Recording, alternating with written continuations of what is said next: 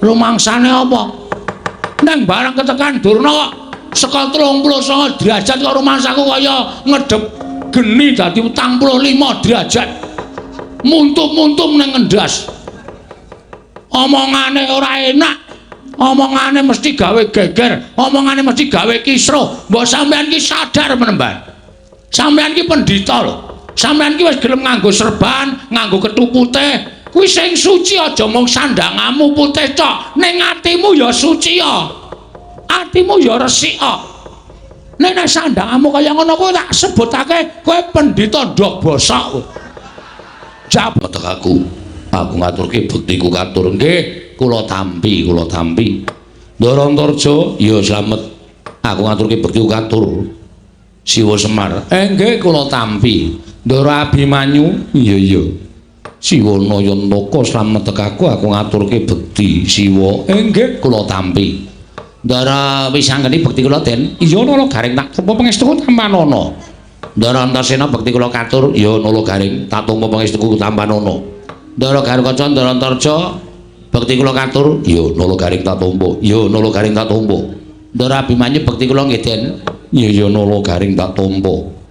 Ndara Wisanggeni bekti kula, Ndara Antasena bekti kula, Petruk tak tampa. Ndara Garukaca Ndara Antarja bekti kula, ya Petruk tak tampa. Ndara Abimanyu bekti kula nggih Den. Ya Petruk tak tampa pangestuku Tampanana. Yugong gentenan. Ndara Wisanggeni Ndara Antasena Ndara Garukaca Ndara Antarja Ndara Abimanyu nglantaraken bekti kula kunjuk. Kok dirotoni ngentek-enteke wektu. Ming ngaturke pambagya setengah jam dhewe. Iya, Bagong mak tampa pangestuku Tampanana. Ya Bagong tak tampa pangestuku Tampanana. Ya Bagong tak tampa pangestuku Tampanana. Ya Bagong tak tampa pangestuku Tampanana. Iya Bagong pangestuku Tampanana. Ngandel ora ming pangestu ta? Ora ana sing kacret sithik-sithik. Bagong ya sapa-sapa dijaluki, sapa-sapa ditembungi ora. Wong kaya kebangetan ora. Nun sewu. Lah kok janur gunung kadingaren. Rawuhipun ndara-ndara kula lancur-lancur Pandhawa menika keparengipun Kakek Semar. Bloko Suta wae satemene ingkang nganti lawan kadang-kadangku kuwi aku. Sampean? Iya. Lah sebabe Kakang Antasena nalika semana tak kanthi saka Ngrandu Gombala, Kakang Garukaca tak jujul ning Pringgondani. Kakang Antarja tak jujul marang Jangkar Bumi apa dene Kakang Abimanyu ya tak pethuk marang Tanjung Anom. Mangke riyen sampeyan kok nglumpukke anak-anak Pandhawa rawuh mriki niku wigatosipun mung bakal padha tak kandhani Mitra Sasmita ingkang tak tampa kek. Aku kuwi ngimpi. Lah kok impenku mau banget gawe bombong ati ning Wisanggeni. Aku weruh Kakek Semar kuwi mangku Sang Hyang Candra gumebyar cahyaning Kakek Nayantaka. Wekasan sapa ingkang cedhak lawan Kakek Semar? Kaperbawan marang dayaning sunar ingkang metu saka angganing Kakek Semar. Wekasan dadi ayem, tuwin dadi tentrem. Atine ingkang padha nampa sarta antuk sunar ingkang metu saka raganing Kakek Nayantaka. Saka petunganing Wisanggeni, Kakek Semar bakal nampa kanugrahaning Wang Mahanasa. Mula entuk ora entuk sawaning para putra iki bakal ngempek kamukten ingkang bakal tinampa dening kakekne Semar.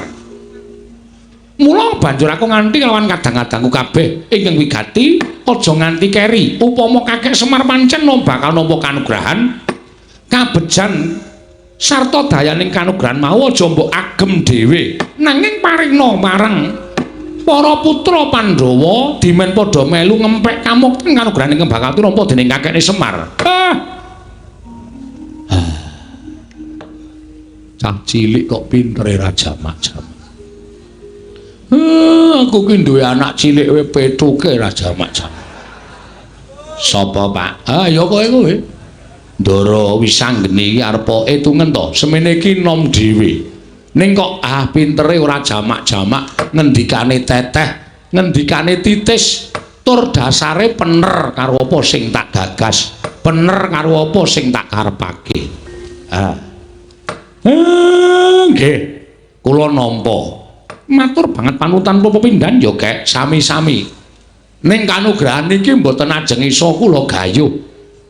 Merga syarate angel. Lho, syarate apa? Syarate kula kudu bisa nglumpukke pusakaning jagat telu cacahe. Pusakaning jagat telu cacahe kuwi apa wae kek?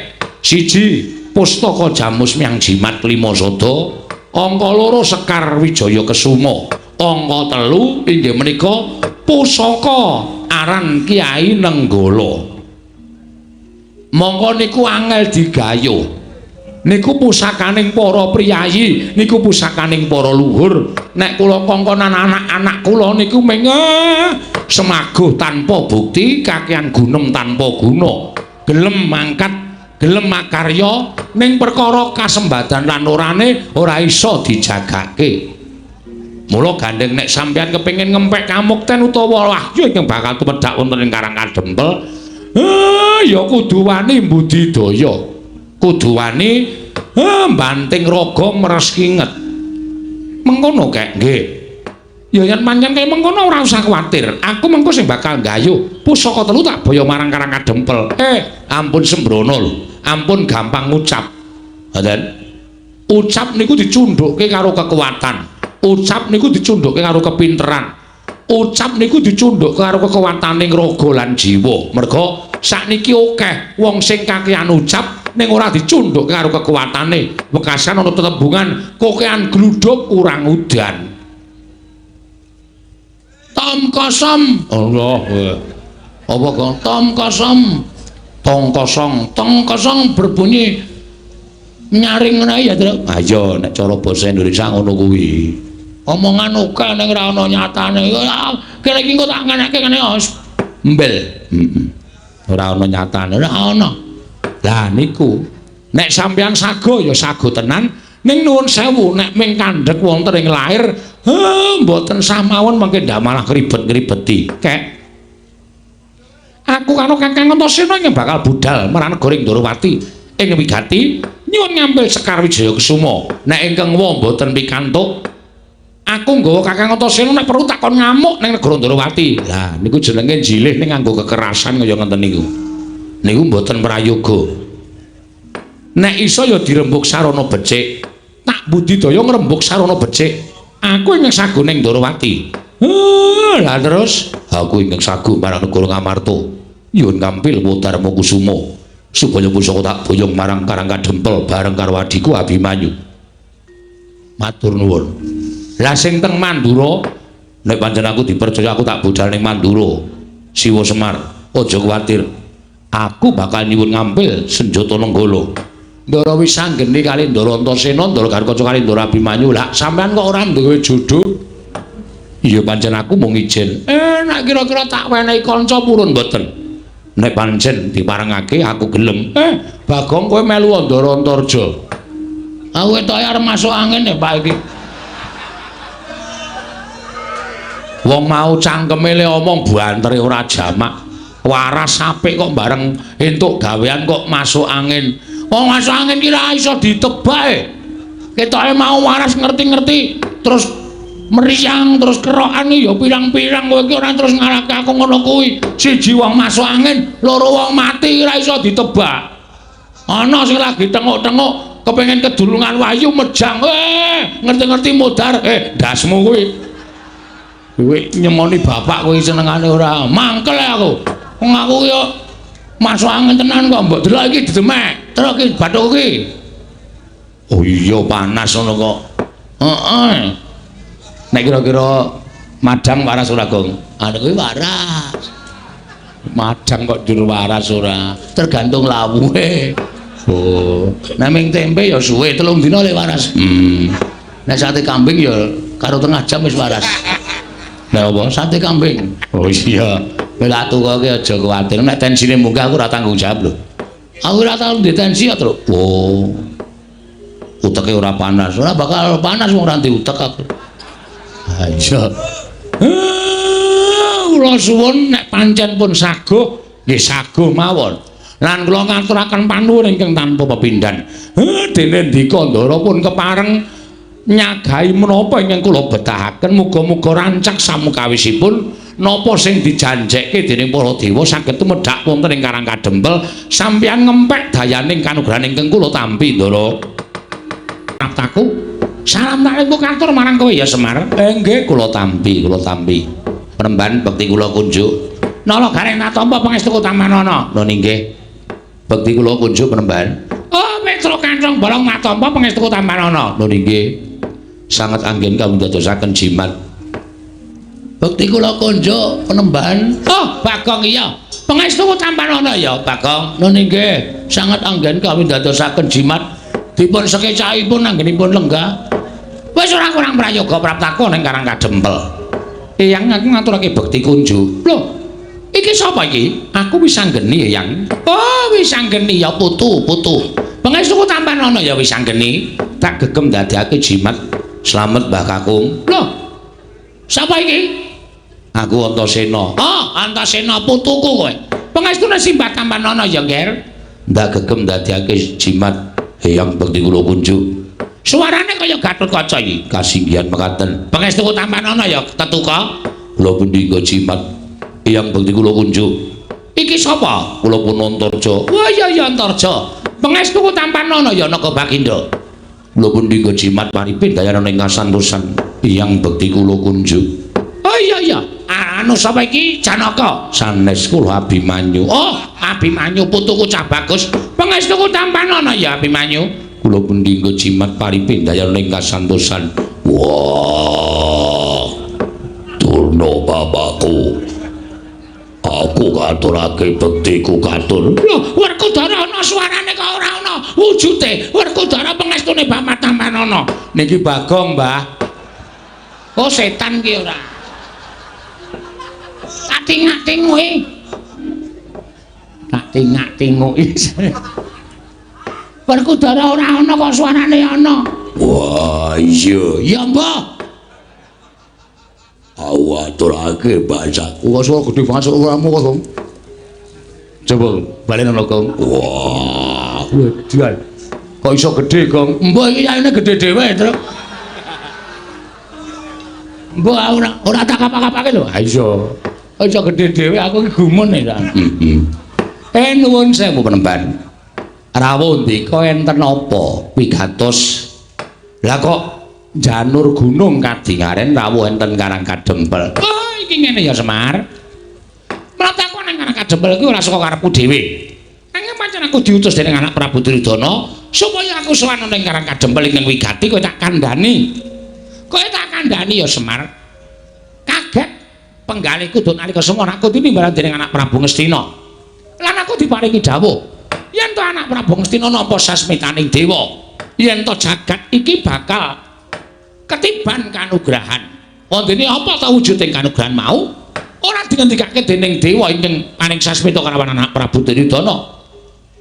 Nanging mung diparingi dawuh yen to Ngastina kuwi bakal saya kuncara anjayeng bawana. Yen to linenggan dening Semar Badranaya ora ketang mung telung kedheping netra. Bebasane ora ketang mung saksi ring bawang saumuring jagung sauruping damar. Kuwi Ngastina bakal dadi negara ingkang kuncara jagat ingkang berbeken marang komandange negara Ngastina. Mula tumuli anak Prabu Duryudana utusan karo Begawan Dana ingkang wigati sowan ning Karang Kadempel. Dene wigatine kepengin mboyong nglawan kowe Semar. Mula praptaning Begawan Dana ning Karang Kadempel iki kadhake sangganing para Sata Kurawa ing wis jangkep gawa tandu jempana joli-jolan bakal binayang marang negara Ngastina. Ora ketang mung teleng kedheping paningal kowe rawuh ning negara Ngastina ya Semar. Kowe prapta ning negara Ngastina. Monggo anak Prabu Duryudana wis paring dawuh karo aku, Bapak Durna, menawi Semar kersa rawuh wonten ing negari Ngastina, nyuwun menapa dipun paringi. Menawi perlu nyuwun brana picis, nyuwun wujuding brana picis, hargya kencana jamrut hergeni dipun paringaken dhateng Semar Badranaya. Nyuwun pinten gerobak, pinten kereta, menawi perlu Karang Kadempel menika dipun guruki nganggo brana picis. Ngono ngendikane anak Prabu Duryudana. Mula Semar prataku ning papan kene kuwi ibarate kaya dene dewaning kamulyan. Ingkang bakal menehi kamulyan marang kowe lantaran anak Prabu Duryudana. Kowe rawuh sedhela wae ning negara Ngastina, balimu uripmu bakal mubra-mubru, uripmu bakal mulya, uripmu bakal ora kekurangan apa wae. Malah ngendikane anak Prabu Duryudana nek Semar gelem ning negara Ngastina sak lawase bakal pinaringan pangkat nujum Paranpara. ana ing Praja Ngastina kowe bakal mukti ngawibawa Nyakrawati Mbau Denda. Omahmu ora bakal kaya ngene wujudane. Oh, Semar, kowe iki mesakake temen kok. Uripmu sarwa ngrekoso. Coba to, kowe ora ketemu aku pirang puluh taun. Mongko saka pewayanganku, kowe ora ketemu aku pirang-pirang taun kuwi bayang aku lho. Omahmu kuwi wis apik, omahmu kuwi wis becik. Ning kok panggah kaya ngene coba. Pendopo nek le pendopo, ning payone ana gendeng, ana seng, ana plastik. Apa kaya ngono kuwi wangun pendopo? Tur ing atase kowe iki abdi ning para Pandhawa, lah kok iki ra lincak biyen kae ora ganti-ganti. Nganti dilemeki triplek barang. Uripmu kok kaya ora kepenak to, Semar? Mula iki ana kalodhangan. Yen kowe gelem sowan negara Ngastina, apa kang dadi kekayaanmu bakal kasembatan. Nek perlu omah iki dimbrukke, kowe mbangun sing anyar. Bangun sing anyar. Prabaya ora saka kowe. Nanging saka negara Ngastina bakal dicukupi. Kowe pengen bangun omah wujud kaya ngapa? Omah sing kaya kepiye? Bakal kasembatan. Waton kowe gelem sowan negara Ngastina. Kowe kandha. Kowe njaluk sandangan cara kepiye? Kowe sesuweng ora mung suweng wujude lombok abang kaya ngene iki tok peng-pengke. Kowe nganggo suweng sakurungan jago dumadi saka inten bakale kewer-kewer kupingmu. Ning mesti bakale kelakon. Mula kan saka kowe Semar ayo ta. Aja nganti kowe mikir kaping pindho, aja nganti kowe metung-metung bola-bali. Iki kalau jangan kowe entuk kamukten. Kowe entuk kamukten. Nek yen kowe ora gelem tak boyo marang negara Ngastina. Oh, Semar.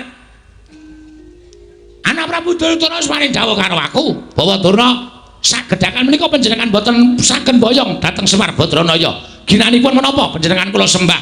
Ginanipun menapa panjenengan dados pujangganing negari Ngastina? Ginanipun menapa panjenengan kula sembah-sembah minangka guru kula? Mboten wonten ginanipun. Menawi namung boyong Semar kemawon panjenengan boten saged ateges Durna menika namung pendhita ingkang boten wonten nyatanipun. Buktinipun kawon kaliyan Semar Badranaya. Mila tinimbangane aku kosen bali marang negara Ngastina, paripaksa aku ngruda peksa karo kowe Semar. Yen kowe ora gelem tekan negara Ngastina, tak ruda paripaksa. Bangga bakal tak rampungi, budi bakal tak sembadani. Apa sing dadi karepmu bakal tak wujuti. Rupa wani, jembar wani, padangane wani, petengane apa meneh Semar.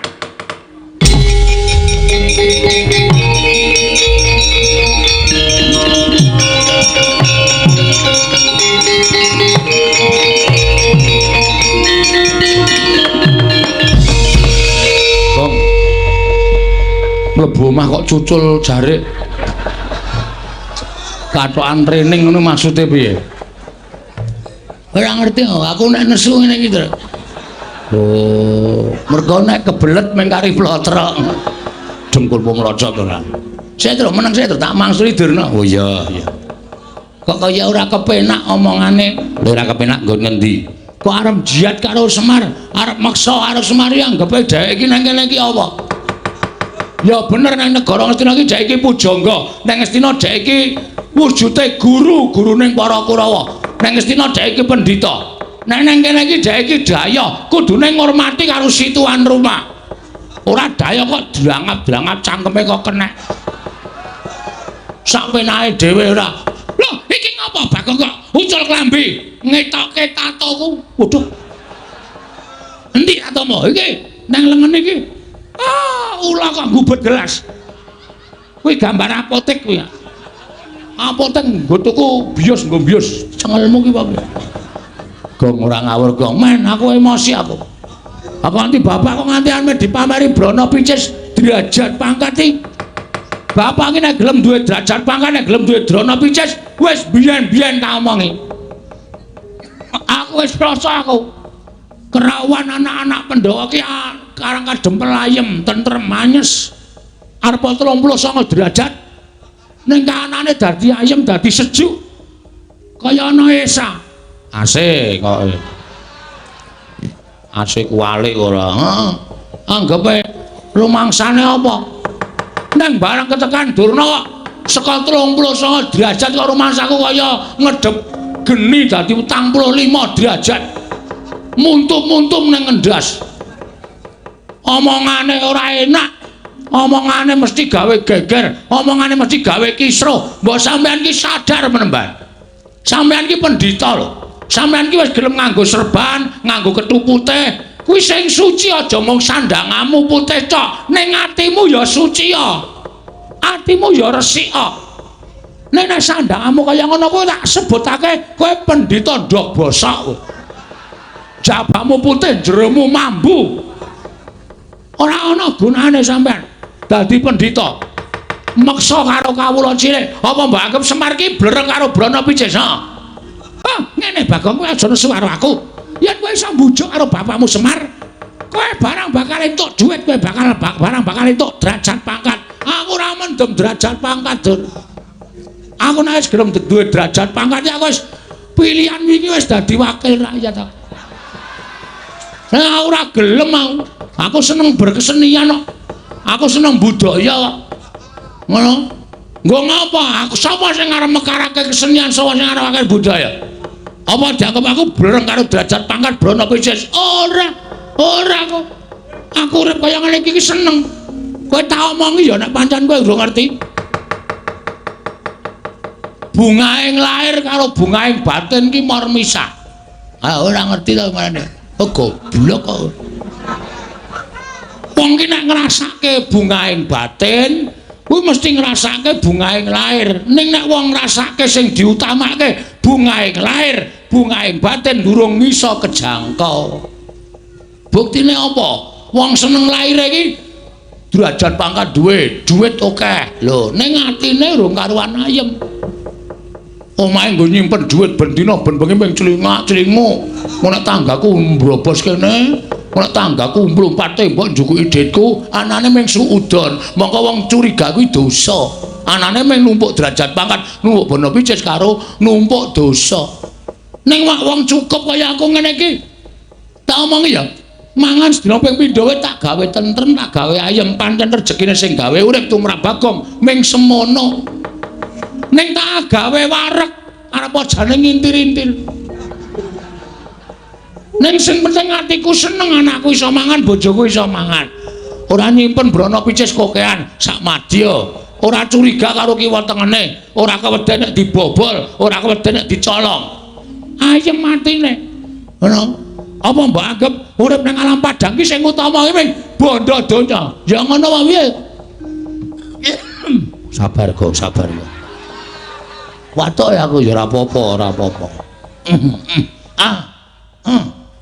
Tangane, mah. Tangan berita nggo idu ora. Padahal ora kowe. Lah nek sagedakan iki arep mboyong karo Semar dengan cara memaksa, itu Anda sudah melanggar hak asasi manusia. Anda sudah melanggar kemerdekaan setiap insan. Wah, edian.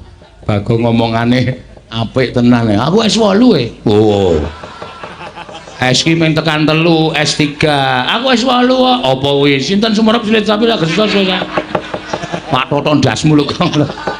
Kuwi mung ngomongane cah cilik kok nggo dagelan ora. Kula kelas kali kula keling. Kacuk kula keling-keling. Heeh. Hah? Aku arep mengimbangkan iki karo Brana Picis nang kene salah nggon kowe. Nek kene arep pamer Brana Picis boyong karo Semar, anake rage sing ora trima. Lho, nek ngono kowe wani karo Bagawan Durna. Wah, lah ora tau ndelok wayang kok. Nek ndi-ndi Bagong ora wedi karo sapa-sapa. Bagong karo Durna ya wani, karo Sengkuni ya wani, karo Duryudana ya wani, karo Pandhawa kala mangsa aku ki wani. Kowe wis tau ngerti lakon Bagong Gugat durung? Dewae tau sak asik. Nek urung ngerti nanggap. Ora mung ngenteni aku crita, tuna aku. Apik kowe gayeng, dewae morat-marit tak sikat kabeh. Lah kok mung Durna. Apa itu? Kecil macam mana? Oh sampean pamer nang kene nggawa Sata Kurawa. Kerayaan. Sampeyan iso nyenggol Semar, boyong Semar tak peksa. Neng ngendi jenenge negara Ngastina? Nek gumlundung sirahe Bagong. Lho, ora lho iki serius. Yen ngono kowe wani karo Banjana, sing tak wedeni apamu? Dudu nang kene, papane wong neter katiten. Ayo, metu jaba. Piye? Metu jaba. Wis sijab kok metu jaba. Rugi. Oh, wis muhrim kok. Anggo ngapa dedet-dedet gong tampil dasmu lho kowe. Cangkem elek ora. Oh, mbok yo sing apik ngono. Kowe ngapa sing ngajari ya kowe ya? Bahane iki kan sing ngajari kowe. Nek ora ditokke sanggon-gon ora. Lah kuwi malah kurang ajar kuwi. Ditokke sanggon-gon kuwi. Ora yo ngregeti to. Oh, ora. Ayo, metu coba. Metu coba. Tutut yo. Lakon makan.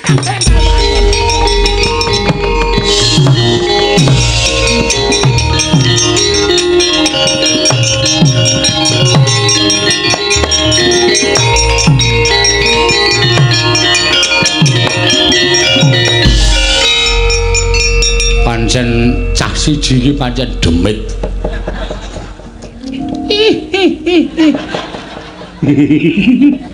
Awiran delok polahe Bagong iso guyu dhewe dunake demit ya. Lho kirik.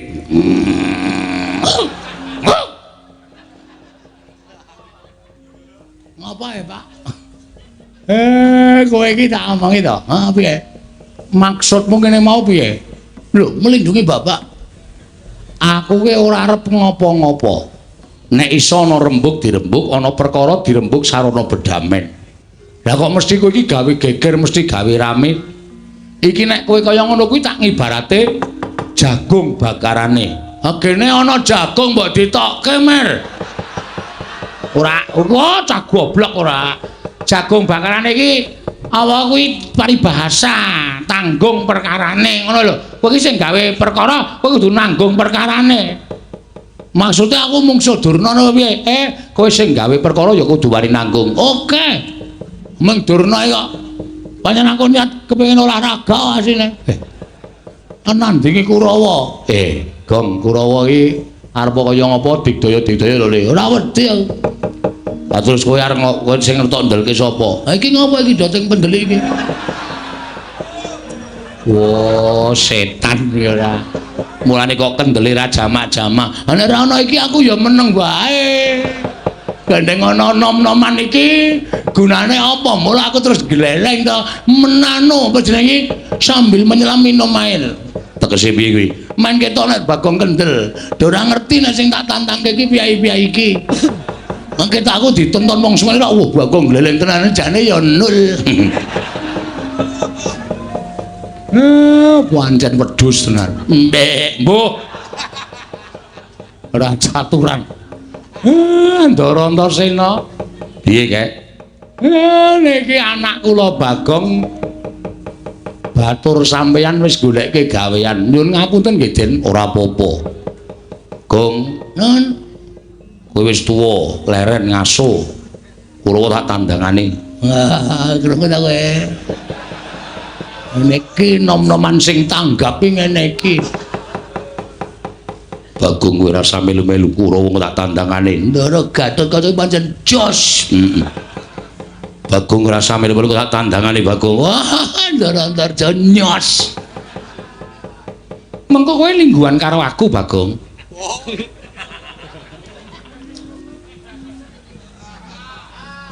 Piye, Gong? Iki ra patek otop iki. Kancane do nyambut gawe engko lungguhan karo aku, Bang. Apa mempaitan bokong lho. Paitan bokong piye? Lungguhan iki ra mempaitan bokong to. Wah, mbok temandang. Aku ki nek temandang sing tak nggo jagan ming Kakang Antasena. Mong Kakang Antasena wis saguh ngewangi kowe ya wis ben Kakang Antasena. Kurawa 100 ki rasa datang nganggo Kakang Garaca, rasa datang nganggo Kakang Antarja. Kakangku Bambung Antasena iki nganu iso ngrampungi perkara kok. Ya Kang, mbuh. Kok mbuh apa? Mbok sing sopan iki. Aku arep dikaya ngene iki ya anak satriya, anake Bapak Werkudara tok bambung-bambungke. Oh, senengane ora kurang ajar karo kakangne kok Bambung Antasena. Sing bener iku Kocluk Antasena. Tendhangi raine ra. Matur nuwun nggih, Den.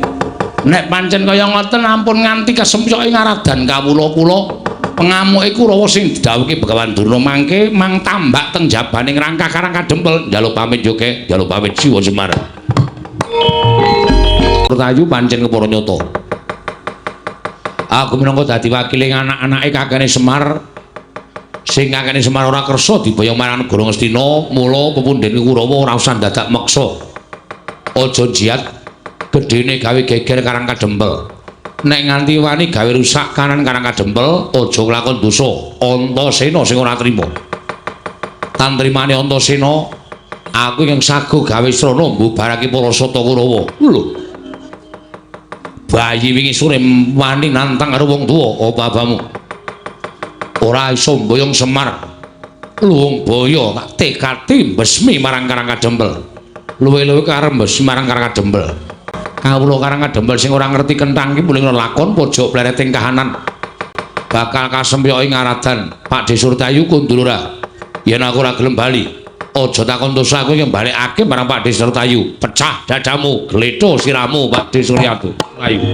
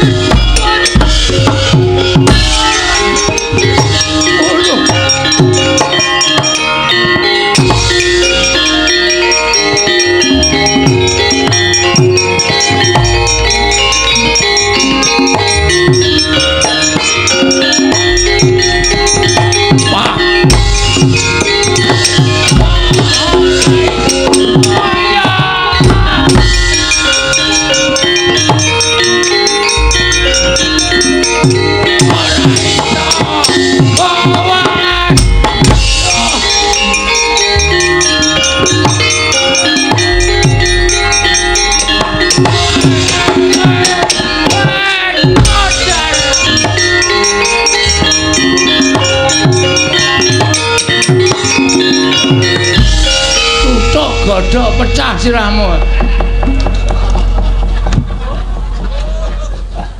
Waduh, kleru len jupuk aku.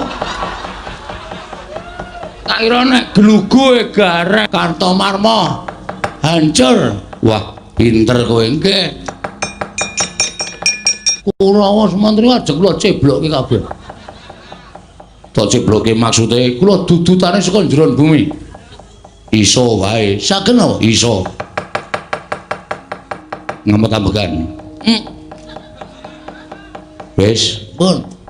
Meneng wae yo. Nggih. Ngapa tambahan sing tenanan ngapa tambahan kok omong.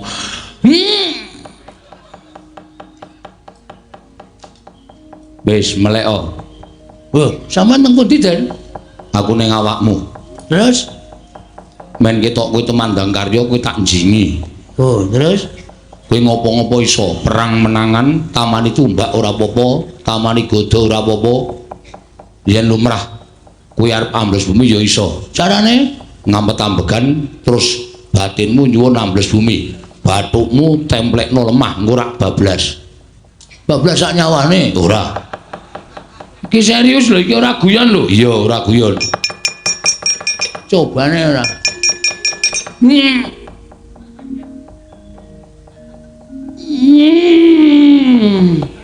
Piye kok ora wani? Engko nek gaman ngapusi kula semeneng. Tenanan.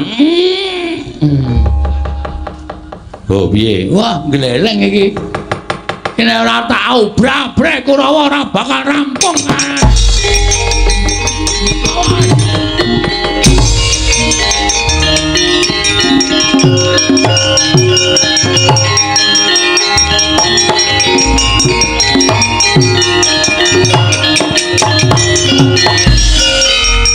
Bagong iki Satama lho ora basa karo aku. Basa ngapa? Kowe rene arep gawe geger kok dadak tak basani.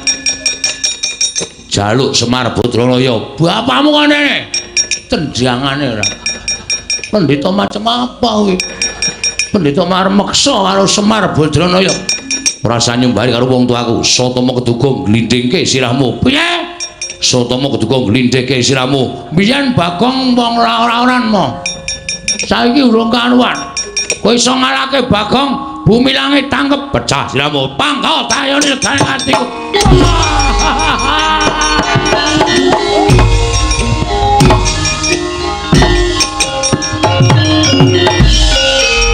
Komeng tanganmu. Ayo, nya. Wih, jan.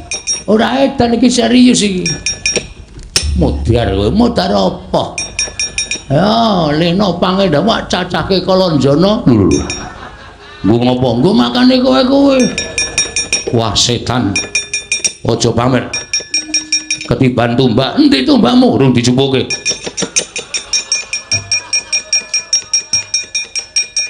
Tiban tumbak jebol dadamu nganti iso gawe mbledhos wetengku. Bumi langit tangkep. Ayo, ungalno dadamu nya. Dan meletik metu genine. Kandhane mula aku ora nggawa rek.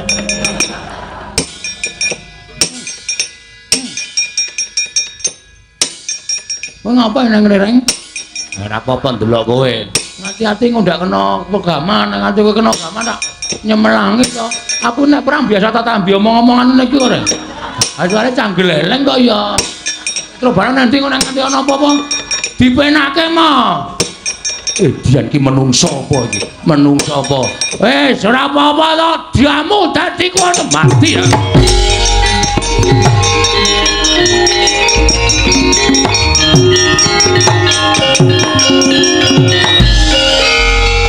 Kok ngleleng kowe, Wer? Tumbak ditutuke cengel kok tang tang tang tang. Cah ampuk. Ora usah gumun. Butuh tela ora? Oh, butuh tela ngapa? Golekke. Gang! Wedian! Gang! Rasa wedi, aku kira apa-apa. Santai wae to. Tak goleki mayit wedok apa? Mah. Mayit kok wedok, wah bocah kok nglelenge ra jamak-jamak. Pono-pono lo kareng Bagong. Bagong apa? Bagong kok iso ambles bumi? ora sanggumun mergo dinjingi karo adiku. Adi sampean Dimas Antasena. Ora setan iki. Mbok kula dinjingi ta? Nggih. Mbok kula dinjingi men ampuh kaya Bagong. Iso wae. Arep kok pamer kaya Bagong. Nggih, ngosak asik Kurawa. Merem. Merem kok malah mlirik. Niki kira ya. Oh. Karo wong tuwa kok. Merem. Lho, merem. Ngamet-ambekan.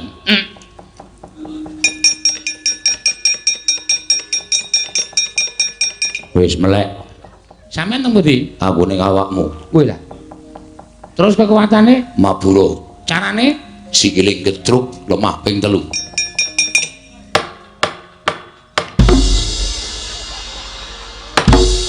Niki enten kampase mboten niki. Kok banter banget kok nek nabrak apa-apa? Batinmu muni mandek. Leleng saiki. Wah, sapa kae sing etok? Durma Gati Timbles Dasmo.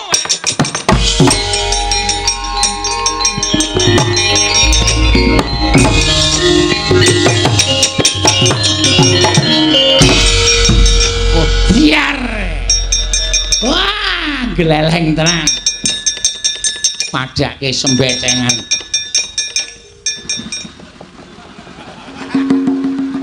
Kok aleman rek. Lek tuku gas nendi? Gas matamu ora. Iki lho delok iki lho. Iki aku iso nek di atas tanah itu bisa. Ngumpul sithik, Pak. Wah. Golek kolah ra ono gendenge. Arep ngopo? Ngincen kaya. Sempatan nih. Weh lah Bagong ngampuh gareng ngampuh.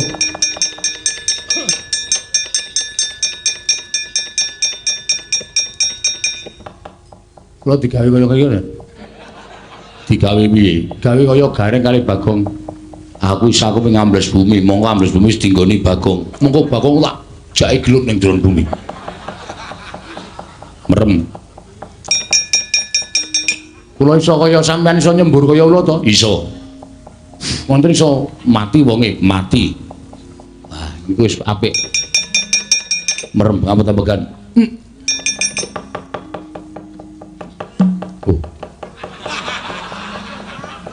Aja endo. Nek arep dingslupi aja endo. Kene ora tau endo. Kene anane ping pasrah kok endo. Sampeyan iku sing selak kesusur. Wis. Wah, ayo. Ora usah semelang Petruk. Aku ki putune Dewaning Ula, nggih. Kowe narep nang ndi iso, ning banyu ya iso, merambat tuwit ya iso.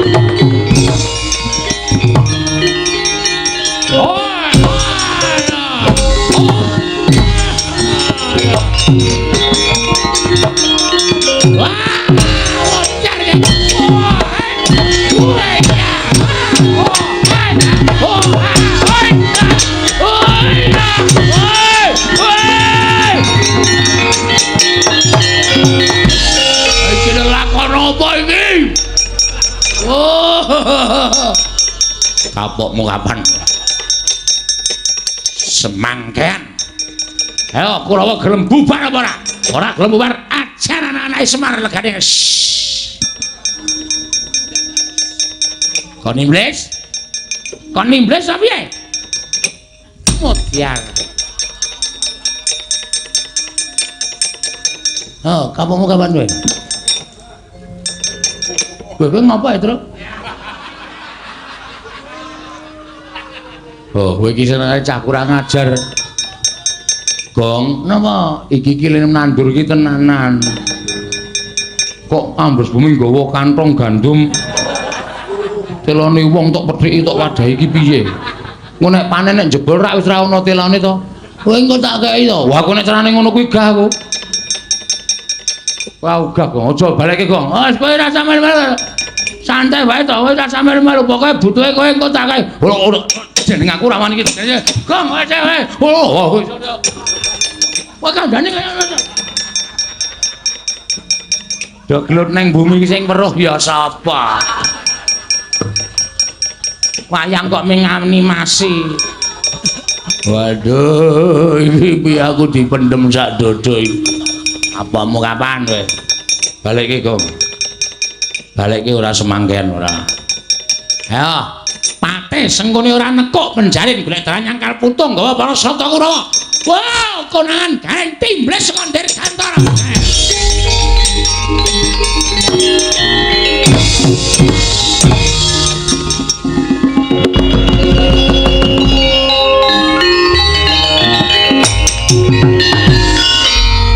Solare entek apa ya iki? Kok wis ora gelem banter ya?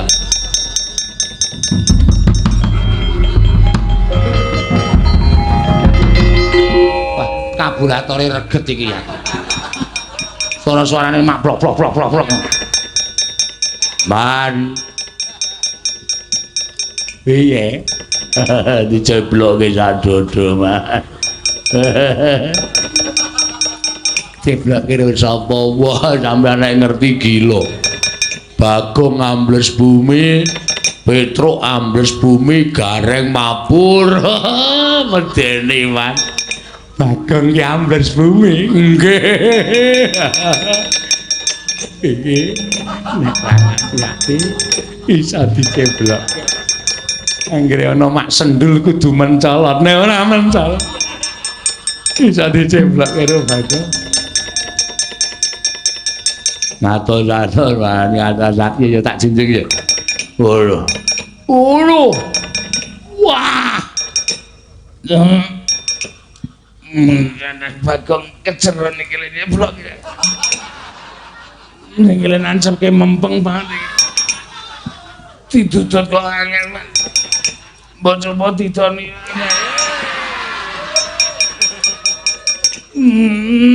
Nah. Aduh. Lega aku. Sampeyan ki wong tua to. Ngerti tandur lagi diceblok kok dijeboli. Mbok nek tukul njaluk. Antel mencelat kowe. Sembecengan. Mlayu wae. Selak diceblokke meneh.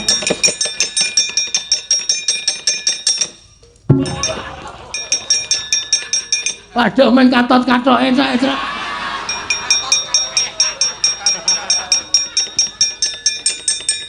Demet. Gege karepe dhewe. Patih kok katoke ditarik. Untung lobok. Dadi ora sak wonge.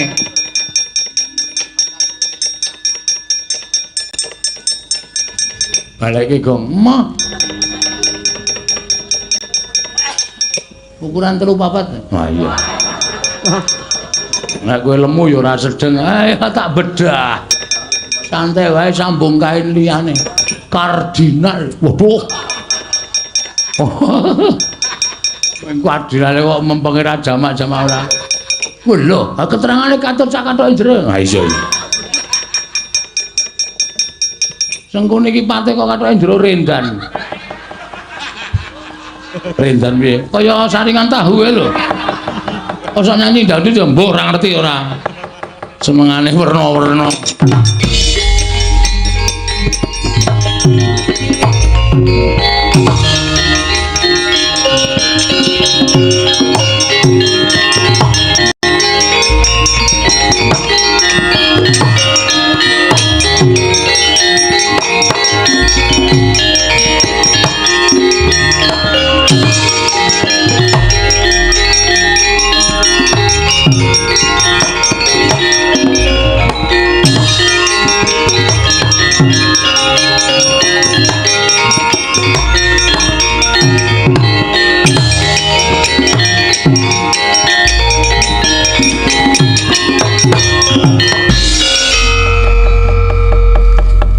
Dibantu karo ndara-ndara Kurawa mesti sineng kene ya nek mesti. Nek ya paling berpartisipasi meng aku lho. Iya ta, lho gua Dursasana tak ajar timblis. Heeh. Wah seneng aku. Aku ora arep matur Ndara Garukaca nek wis rampung masalah ben nang kene terus. Lho. Nang ngono terus piye? Maksude ben nang awakku terus. Dadi aku iso mabur tekan ndi ora kok ming tekan semuk semene tok. Nggih to isih kowe gleleng lho nek mabur. Apa terus? Oh. Sikilmu kaya ora tekle. Tanganmu kaya ora sikilmu ora kaya becik, tanganmu ora kaya tekle, mripatmu kaya ora kira nek mabur. Kok karang yo gleleng tenan kaya aku iki. Piye?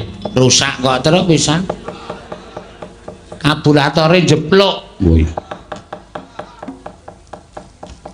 Sing duwe abur-aburan wis minggat. Mula aja sok mamer. Ya. Kowe ora iso mabur, aku tontonan tetep iso. Piye, Kang? Sing iso ambles ya wis metu kok, terus mbok ya wis. Ha iya, kabeh lu bapak malah tindak mrene. Ayo engko bapak arepe wis sing diutus sapa nek ndara-ndara ki samekta ing gati sawika ing dene terus.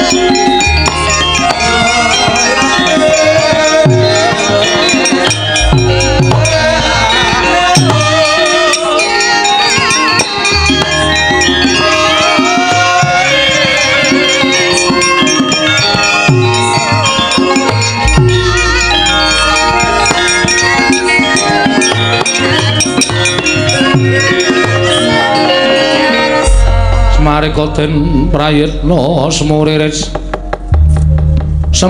eka balik ditiyane gandayane tresanya purnama sasi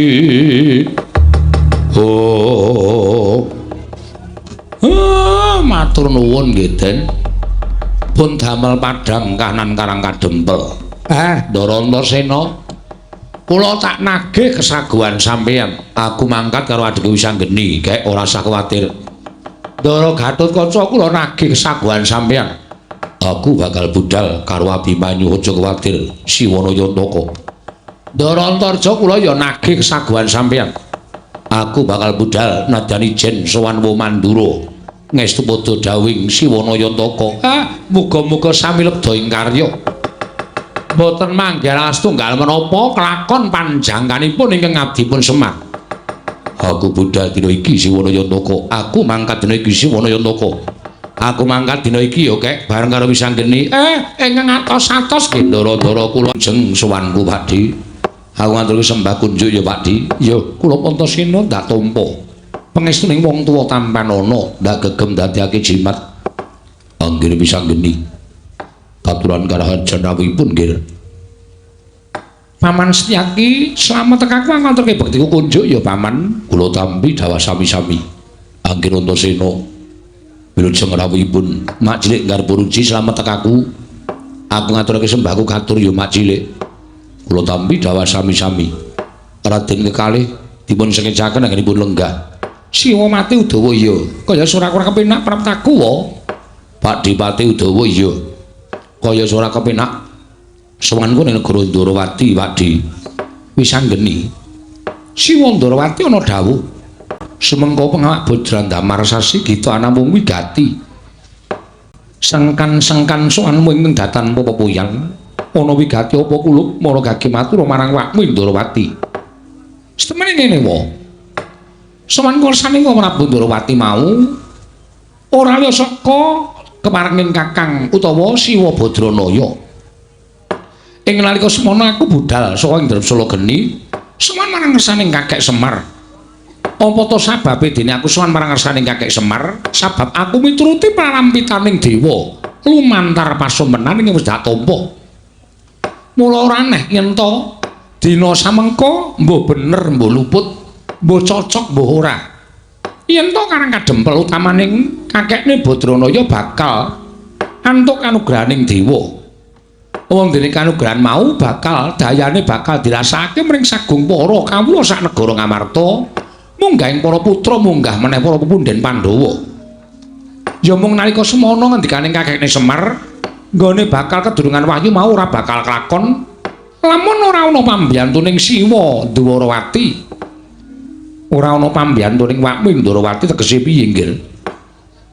Merga saratra ing ngendikake dening kakekne Semar bakal lakon penjangan ing wahyu mapan ana ing Karang Kadempel. Lamun Karang Kadempel tinunggon pusaka 3, 1 Pustaka Jamus Lima Sada, angka 2 Sekar Wijaya Kesuma, angka 4 Pusaka Kyai Nenggala. Katelune kudu mapan ana negara utawa ning Karang Kadempel. Mula tumuli aku semaga lawan kakekne Badranaya, aku ingkang nyuwun ya kuwi Sekar Wijaya Kesuma ngersaning Kanjeng Wahing Dwarawati. Mula wae sowan kowe iki wale-wale apa? Tanora kejaba mung mbok menawa ana mulunging penggaling Prabu Ndrawati dina samengko Sekar Wijaya Kesuma bakal ndak suwun ndak boyong marang Karang Kadempel wa Ndrawati. Kresna sinayeng manggelung mintonaken Dewi Kramanira kanggo mitir kang mitrane ngastoane ngasto jagat wasane ku Bathara wayah loro jagat wisanggeni aku ngrumangsani Tanata Ndrawati kuwi ora ketang sithik tau nampa pangudanging Kakang Semar tau tate nampa dimong dening Kakang Badranaya nanging mbok yo aja banget nggone ngasorake marang derajating Tanata Ndrawati. Ing atase pusaka ingkang winastan Sekar Wijaya Kesuma kuwi pusaka kadiwatan. Ora ana wong liya ingkang diwenangake ngasta kejaba mula Ndrawati lah kok dadi Kakang Semar. Mung kepengin gayuh kanugrahan wae lah kok dadak nganggo syarat srana wujuding Sekar Wijaya Kesuma. Lah gek utusan marang nom-noman kaya kowe lan Antasena. Ya to yen pancen mengko aku maringake pusaka mau bakal mbok aturake marang Kakang Badranaya nanging jiwaning muda kuwi laduk wani kurang geduga. Yen to nganti tok gunake bab ingkang ora prayoga apa ora jeneng kapitunan. Mula bab perkara iki aja kok enak sarta aja mbok anggap gampang. Nggone purwa bakal maringake Sekar Wijaya Kesuma iki bakal akeh pitunganing nata ing Ndrawati. Mula sing gedhe pangapura ya wisanggeni. Yen sira swanana ing negara Ndrawati bakal nyuwun ngampil senjata wujuding Sekar Wijaya Kesuma, aku ora ngeparengake. Mula kowe bali marang ngersaning Kakang Semar. Matura ingkang terwaca marang Kakang Badranaya yen Sekar Wijaya Kesuma ora bakal sowan marang Karang Kadempel wisanggeni.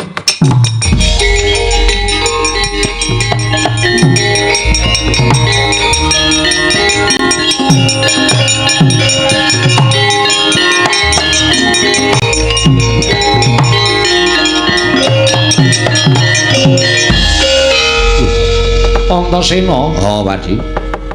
Lah kok dadi banjur sumaronong sowan menyaket kelawan Makming Ndrawati. Blokasuta blakotang terus terang sing rembugan wisanggeni nek ana ribete lelakon iki sing tanggung jawab Antasena. Sirmu piye lah kok dadi kaya sugal ucapmu marang Makming Ndrawati? Ming padhe gelem maringake Sekar Wijaya Kesuma apa ora? Lho. Yen aku gelem maringake Ndrawati tentrem. Yen aku ora gelem maringake Sekar Wijaya Kesuma, apa kelakon dosa Antasena ngamuk ana negara Ndrawati, Siwa Ndrawati.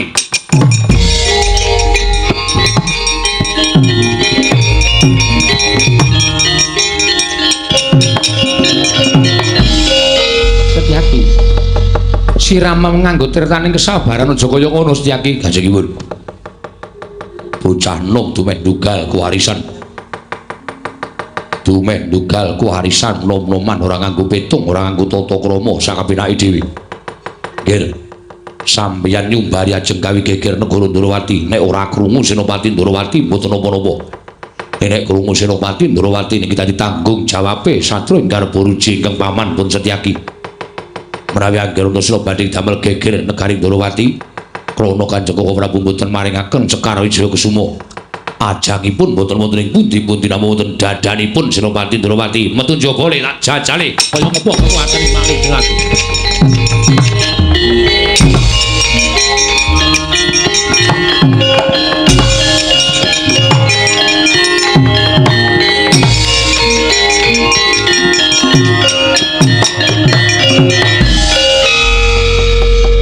Lah ya wong jeneng bocah nom mula pendak-pendak kagol kogelan atine mesti tanpa nganggo pitung sing dawa tanpa digelar lan digulung Udawa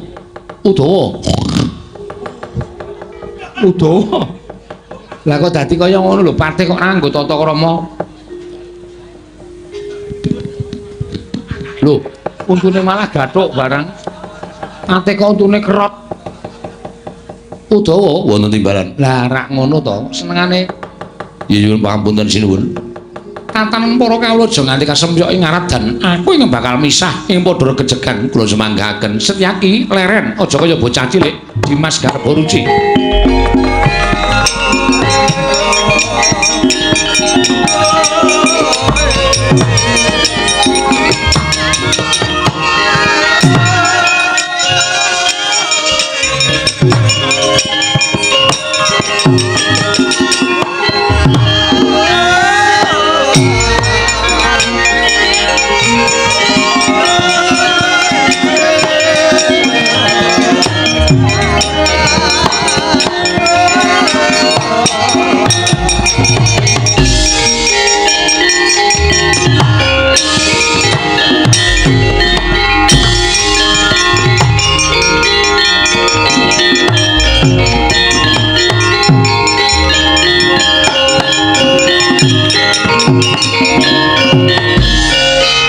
Bapak keperanggul mungging ayuda kebapak bawatnya bentar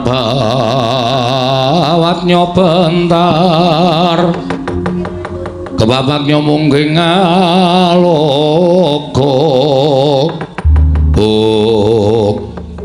Gir kula menika tiyang sepuh mesinipun kula mboten badhe ngladosi dhateng jengandika Anggir Antasena Lek wis ora sandadakaken gunung tanpa guna.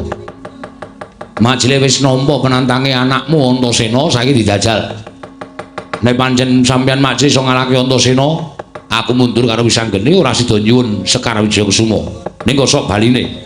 Nek aku iso ngasurake majlis Garbaruci, Siwa Ndrawati kudu maringake Sekar Wijaya Kusuma. Nggih. Kula menika nate bandha kaliyan ingkang Rama. Kula mboten kawon. Nadyan nuwun sewu dipun mestani kawon ning kula mboten trima ati kula tetep mestani menawi kula dereng kawon apa meneh namung majanipun anake kaya sampeyan rasah ngatoske banyu ngempukke watu ayo dijajal rek nang kene kaya apa aku sing kalah jroning boto itu monggo kula ladosi ning aku njaluk ngapura lho nek aku neranyak karo Mak Garbaruci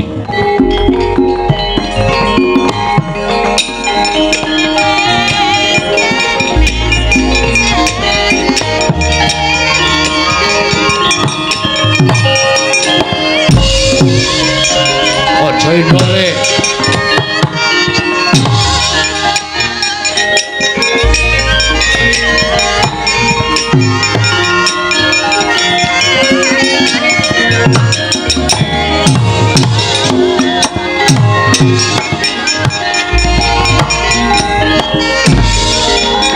wah geleng tenan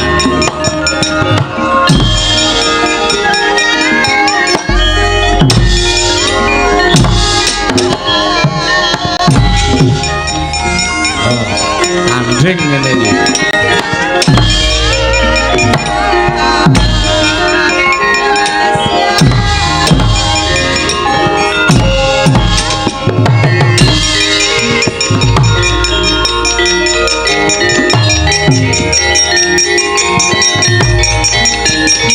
Yo.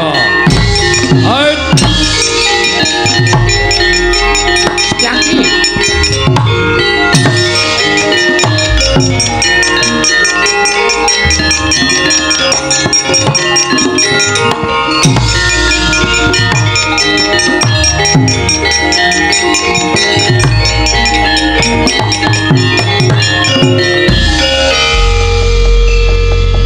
gerang-gerang kok gelut kok kaya cah cilik.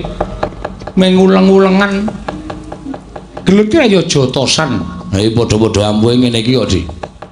Mas Setyaki tak jotos ya ora apa-apa, aku dijotos Mas Setyaki ya ming kaya dicokot semut. Kula dipun jotos Anggira Antasena namung kados dipun cocok idung. Aku dijotos Mas Setyaki kaya ming didumuk. Kula dipun jotos Anggira Antasena kaya dipijeti prawan. Aku dijotos Mas Setyaki kaya dipijeti rondo. Lho. Iki kok tekan wong wedok-wedok iki ngopo to? Ampuh kabeh, wis to ampuh kabeh. Setyaki ya digdaya, Antasena ya ampuh. Ning tetep aku ngamuk nek pancen Siwa Ndarawati ora maringake Sekar Jayakusuma. Antasena piye? Upama tak gondeli mesti kowe bakal gawe kekir negara Ndarawati. Kang mangkono ora bakal prayoga dadiane. Heeh. Nek nganti mengko bapakmu krungu malah ora karo-karuan to, mestine ngono. Sekar Jayakusuma manono. Tenane, Pak Dik. Iya tenan. Gawanan ning Karang Kadempel. Ning aku bakal marep ning Karang Kadempel uga. Mengko nganti pusaka iki digawe bab sing ora prayoga marang Kakang Semar Badranaya. Aku ora nrimake lho Antasena, ora ming Pak Dik. Aku ya ora nrimake. Mula sampanono. Mangkat to ning Karang Kadempel. Ya, matur nuwun. Wis anggene endi? Mengko wis anggene bakal sumusul marang kowe, Ger. Ya.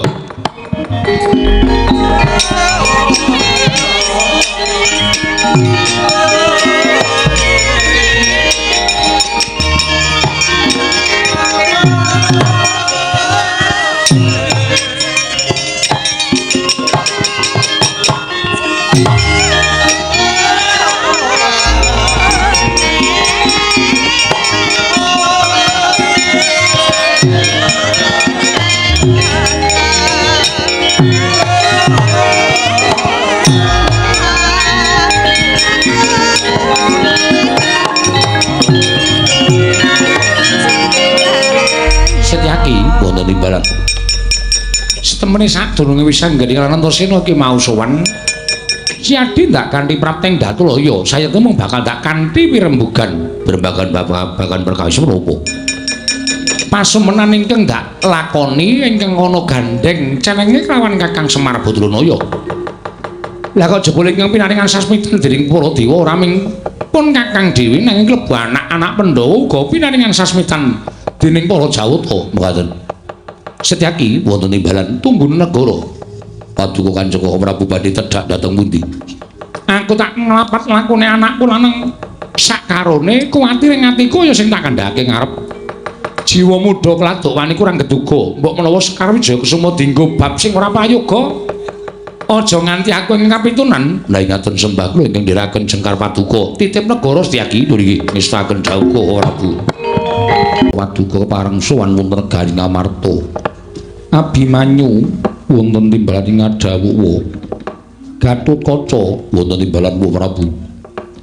Maradhyaki matur nggir yen to pancen darbe karep sarta sedya matur marang waktu Darma Kusuma ing Ngamarta. Wale-wale menapa Prabu? Sowan kula menika mboten saking pitajengan kula piyambak, namung dapur dipun utus dening Siwa Badranaya. Inggih, Siwanaya Ntaka ingkang wigatos Siwa Semaranggenipun badhe kepengin nanggayu kanugrahan nanging kedah wonten syarat serananipun.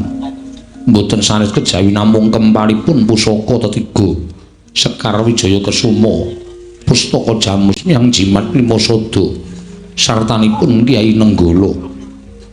Monggo sakmangke Abimanyu pinitados dening Siwa Badranaya supados munjuk atur ngersa Paduka Kanjeng Prabu ingkang wigatos badhe nyuwun ngambil wujuding pustaka Jamus Limasada.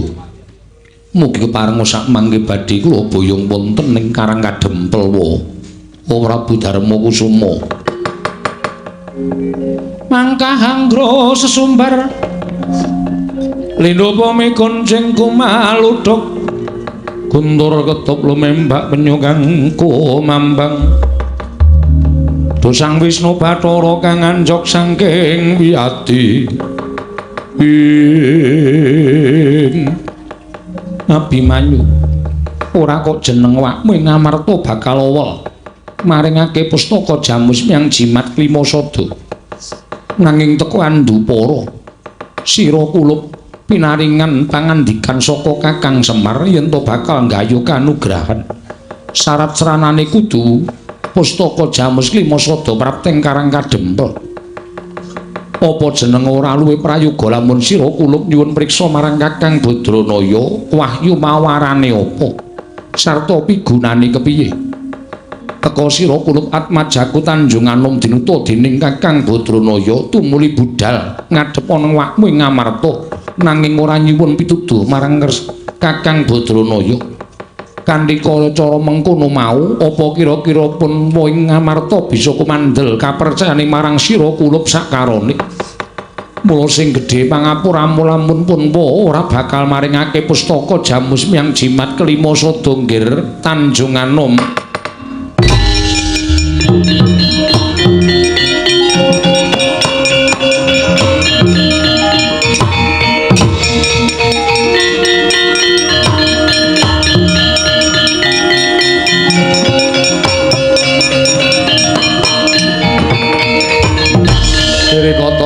Gatotkaca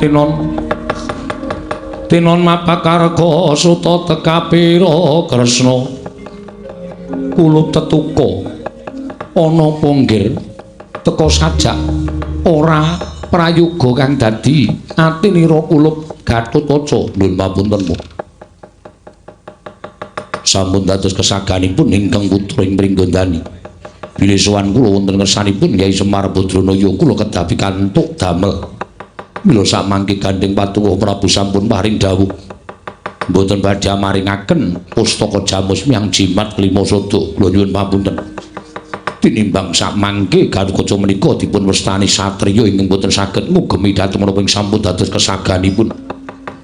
Paripaksa nadyan kula dados ndeking pangamun-amun. Bebasan putung kabandemna remuk kasawurna kula mboten badhe kesah saking negari Ngamarta menawi patuko Prabu mboten kepareng maringaken wujuding pustaka Jamus Myang Jimat Klimasada. Wah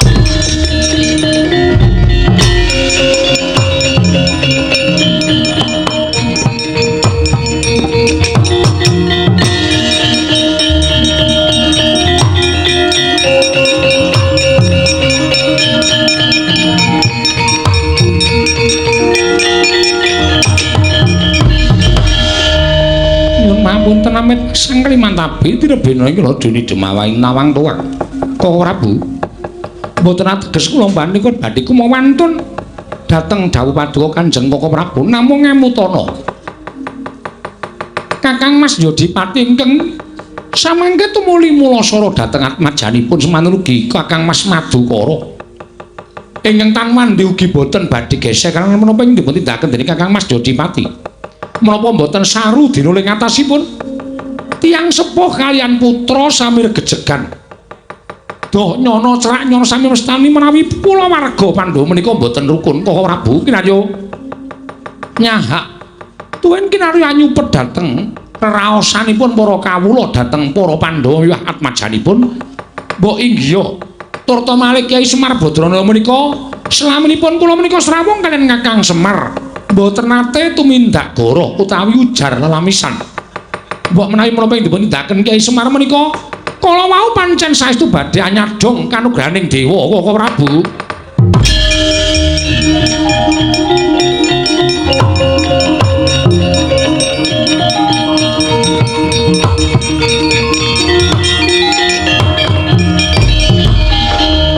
Sedewa wonten timbalan yata yen mancen kaya mengkono Dimas nanging tak jaluk Siadi aja mung kandhek ana ing pangucap. Tegese Siadi wani matur kaya mengkono kudu wani tanggung jawab. Mangke menawi wonten geseng ngrembak Kyai Nayantaka jangga kula kinarya lintu Koko Prabu gantinan pustaka Jamus Klimasada paringna marang Gatotkaca lan Abimanyu.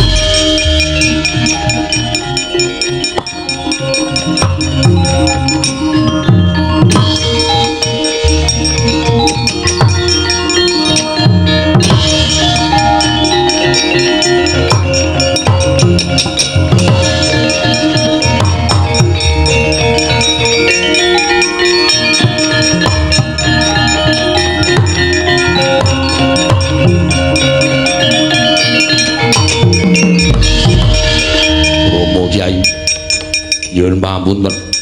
Mboten badhe wantun kaliyan pepunden Pandhawa.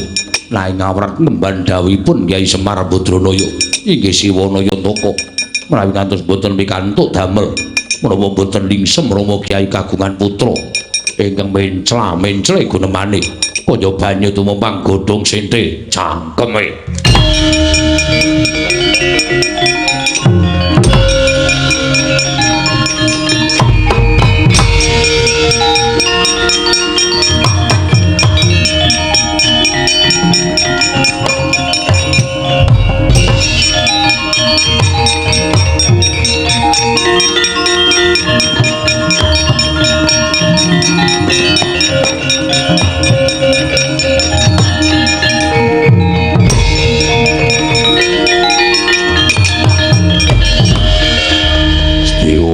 Wonten dawuh minggira ora sudi aku duwe anak wani karo wong gerang.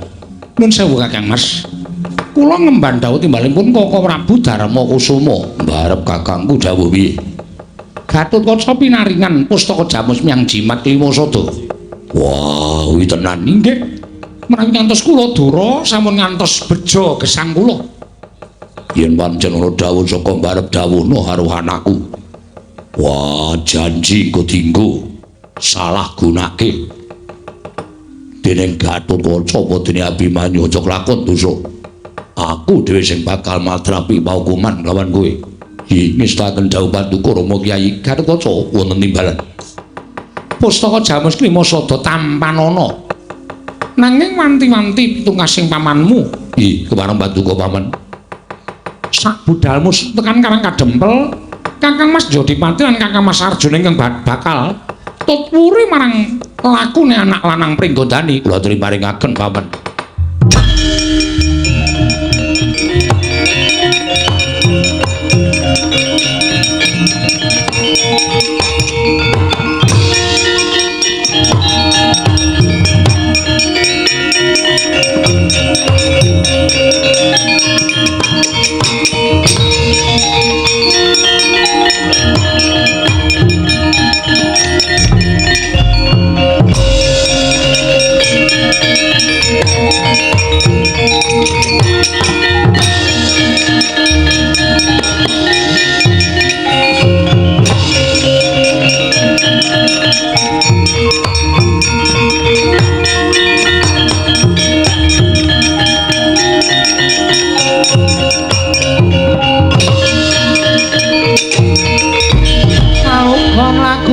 Lekas kita linuteng kidung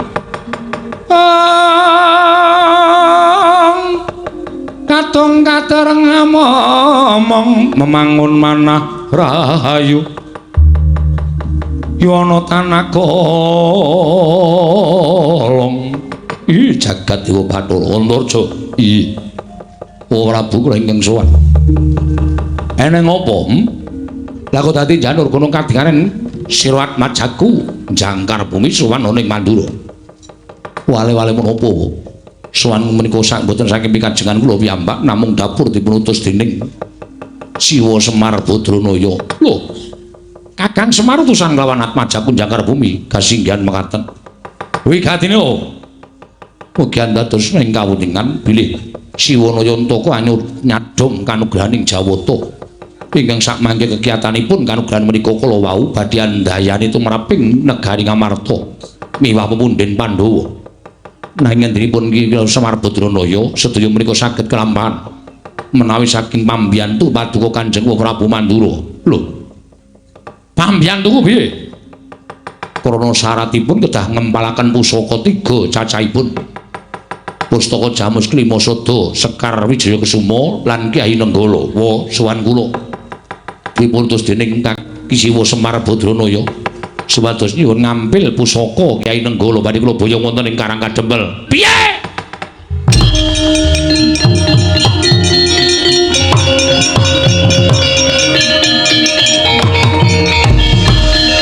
Ayo oleh binatang paresmaning jajalan sepertani baul iblis lanat.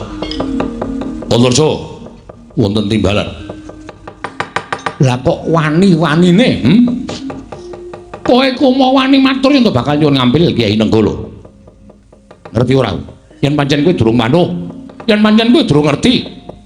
Pusakaning Baladewa kuwi wujude loro, kodrat karo wiradan.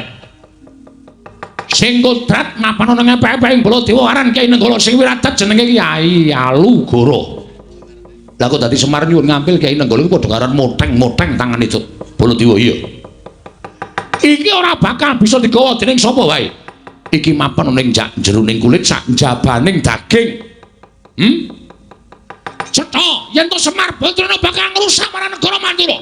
Nyilih Kyai Nenggala padha karo ngilani jajane Baladewa parang kowe.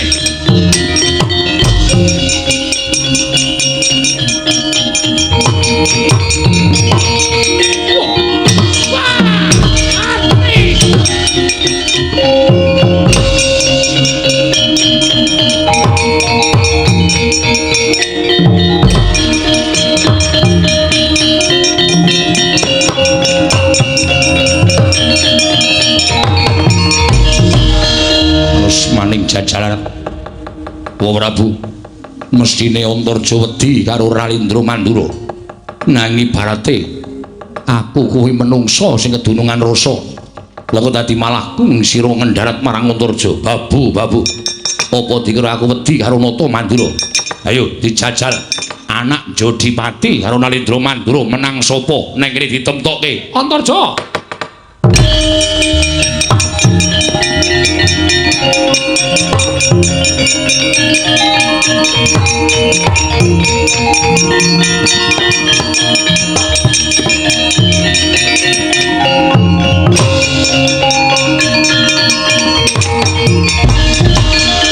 Kresna inggih Kakang Prabu kula ingkang raying Ndarawati sirmu piye karepmu piye ayo kene Antarja iki maju ngarep aku kene jejeki raine parat menungso ora tatanan lah kok dadi wani barkan nyilih pusaka Kyai Nenggala mongko dheweke iki ora weruh yen to Kyai Nenggala iki mapan ana ing sanjabaning daging sakjeroning kulit kowe ora iso digawa dening sapa wae sing iso digawa dening sapa wae iki mung Kyai Alugara kuwi wae ora setengah titah iso mboyong pusakaning sun lah kok dadi arep disilih karo Semar memek mripate Semar diapure derajate ngaceplek kok dadak nyilih Kyai Nenggala karo ngopo Kakang Prabu kula nyuwun mapunten sampun ngantos duka nyatanipun Antarja menika kepara saestu dipunutus dening Kyai Semar.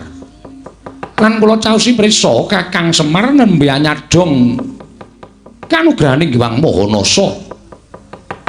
Mongko sekawit pisanggering Anantasena ugi sowan wonten negaring Ndarawati nyuwun ngambil Sekar Wijayasuma. Oh lho, inggih. Lah terus kembang to paringke. Kula paringaken mergi menawi mboten Antasena ngamuk. Tumunten ngabaring ingkang kula tampi Gatotkaca kaliyan pun Abimanyu nyuwun ngambil pustaka Jamus Klimasada. Lah terus ugi dipun paringaken ngambil dening Kyai Prabu Darmakusuma. Tiga pusaka menika dados syarat srana tumurun ing kanugrahan. Ingkang angka 3 pusaka Mandura Kyai Nenggala. Lah Nenggala iki ora iso dicopot saka Baladewa. Nenggala iki tememplek. Tememplek ana awake Baladewa. Ora iso dicopot lan ora digawa ning sapa bae. Menawi ngaten Kakang Prabu ngedharawuh wonten Karangkadempel. Piye? Kakang Prabu ngedharawuh wonten ing Karangkadempel.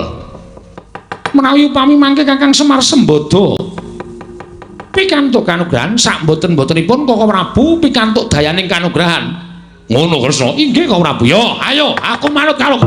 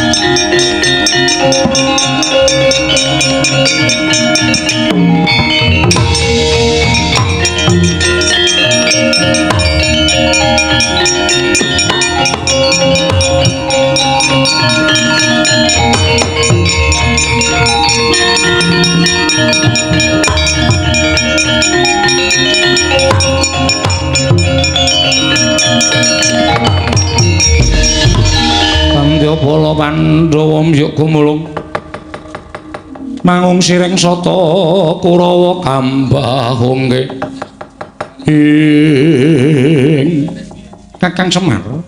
Kula Den apa pancen kepara nyata ature anakku Ndrepsila Geni Wisanggeni kawan apa dene Antasena? Leres mekaten matur nuwun pun paring ngambil kembang Wijaya Kesuma. Iya Kakang. Kakang Semar apa bener kang dadi ature anakku pringgondani apa dene Tanjungana? Mboten geseh. Kula sing dawuh, kula sing nyuwun tulung sami sowan teng negari Ngamarta. Matur nuwun pun paring ngambil pustaka Jamus Miang Jimat Kliwasada. Kakang Semar apa kepara nyata? Leres Ndara Antarja to? Ya. Lah pundi pusaka Nenggala? Yen ora saka kareping Baladewa, pusaka Nenggala ora bakal bisa wal saka karepe Baladewa. Mong sekedap kok niki nggo jangkep syarat srana reruba pepanggil. Aja nganti gotang kaya ngeten iki Ndara Baladewa.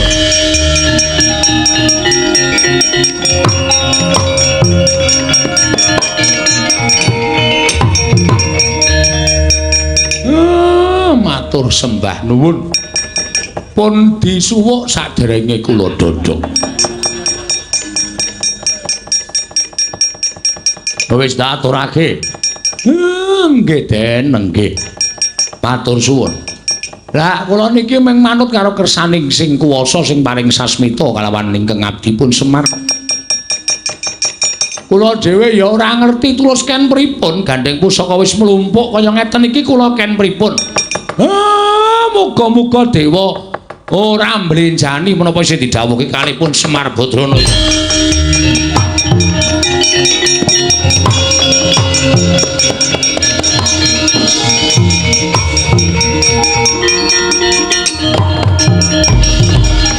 Kilak tadet saliweran sak nginggiling karang kadempel. Tumunten mendung angen danu satemah peteng dedet. Karang kadempel dumadakan ana kilat ingkang nganyigar punang mendung biar padang trawangan. Sumunar jumlorot saking dirgantara tumedhaing wayu katentreman mapan wonten ing karang kadempel. Andayani tentreming negari Ngamarta. Mandura miwah Ndarawati tetunggalan manunggal dados sajuga.